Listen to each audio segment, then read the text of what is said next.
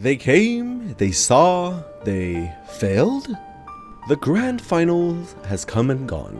Some had great expectations of EO Gaming, but they failed to get out of the group stages, losing to both NSS and their Chinese counterparts.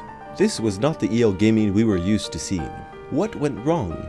To the untrained eye, these first two sets might not seem particularly game-breaking, but to someone who has trained and watched EL through the season, I could tell from the first two games that this was not the EL Gaming we knew.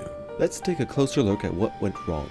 Set number 1 on Prokhorovka. EL Gaming sets up an attack formation on the 7-8-9 line, but NSS, perhaps having studied EL Gaming strategies, sets up a very good defensive formation to counter this. And here is where we see the first mistake by EL Gaming, as a reflection in the RU-251 does a very poor job of scouting, rolling up to the E line, but not spotting the 6-7 line, which would have given EL Gaming valuable information that they needed for this push.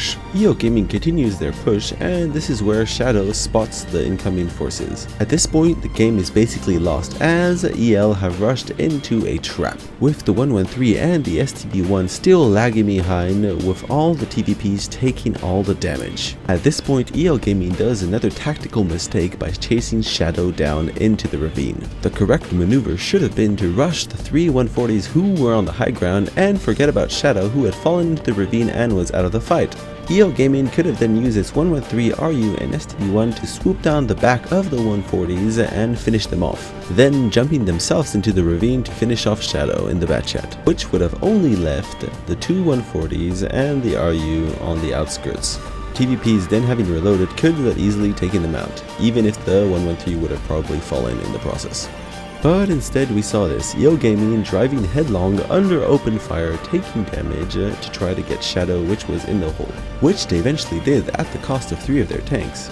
140s from NSS being in a semi-hull down position where they could back up basically guaranteed them not being able to get focus fired, while they could pick off EL Gaming's tanks with ease. Poor spotting and overall poor decision making giving NSS the first victory. Set number 2, EL Gaming defending, sets up on the 1-2 line with Reflection in a bush spotting the approach, while 3 of its autoloader tanks go all the way around to make sure that the 7-8-9 line are clear. And NSS sets up on the 1-2 line with Levanta in the middle, spotting for the artillery and hoping to get some damage in.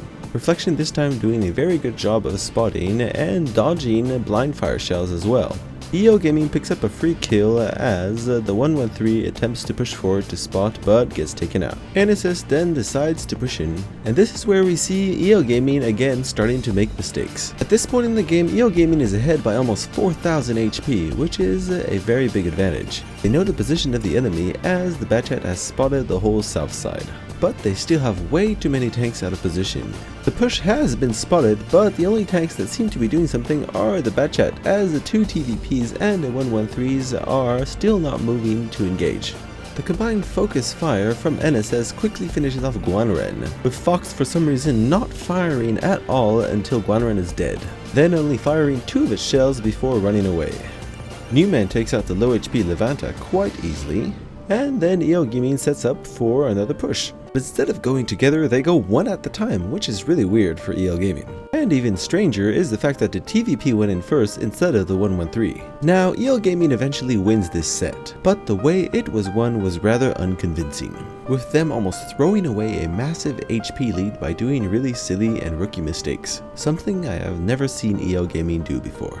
After these 2 sets, EO Gaming won some games and lost some, but in my opinion these 2 games really set the tone for the way that EO Gaming played the rest of the grand finals. Whether it be lack of preparation, too much pressure, or simply bad food, we can all agree this is not the EO Gaming we were used to seeing. Hopefully they can learn from their mistakes, so that one day they may make the Asia server proud again. I am Robbie1Kenobi, wishing EO Gaming better luck in the future.